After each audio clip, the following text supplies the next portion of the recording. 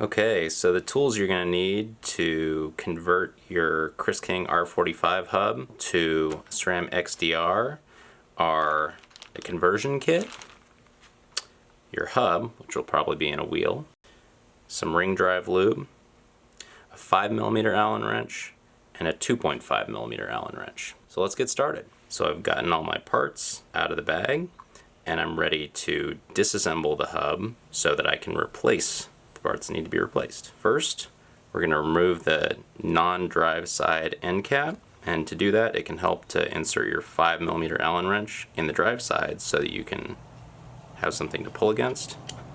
Pull that out, then take your 2.5mm Allen and loosen this. I've already started that. And then you can use the same Allen as a wrench to loosen the non-drive side bearing adjuster cap. Once that's loose, you can just unthread it and set it aside. Then take your 5mm out and press the axle out and pull the drive shell off. And that whole assembly can just be set aside. This is a good time to inspect the inside of the hub, make sure everything's clean, and clean it and re-lube it if necessary. This is a new hub, so we're not going to do that. Next, you go to assemble the new axle. You're going to take this bearing, the only one that comes separate, and it has a tapered inner race, and you're going to have the wider part of that taper facing out toward the drive side. And you can tell the drive side of the axle because the non-drive has threads on it right there, and the drive side does not. So you're going to push that over, then you're going to take your tapered split ring with the taper, the narrower portion, in, slide that over the axle until it seats into that groove, and then you're going to push the bearing out so that it seats onto that. Next, you're going to take your drive shell and you're going to put the spacer in. You're going to put the small O-ring in, that just kind of tucks in there, and then you're going to put your axle assembly in there. Slides in.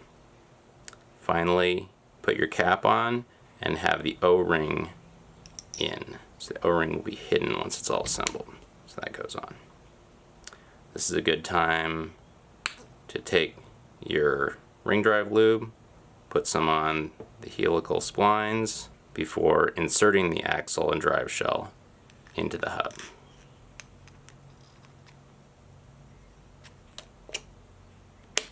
Put it in until it snaps. Then you can turn the hub around and put your bearing adjuster cap on. It's easiest to adjust the hub later on, but I like to snug this down now. Next, you can take your quick release inserts, and you have two different end caps.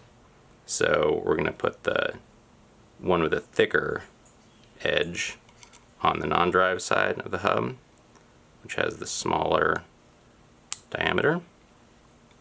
Put your quick release end cap in and snap on that side of the hub.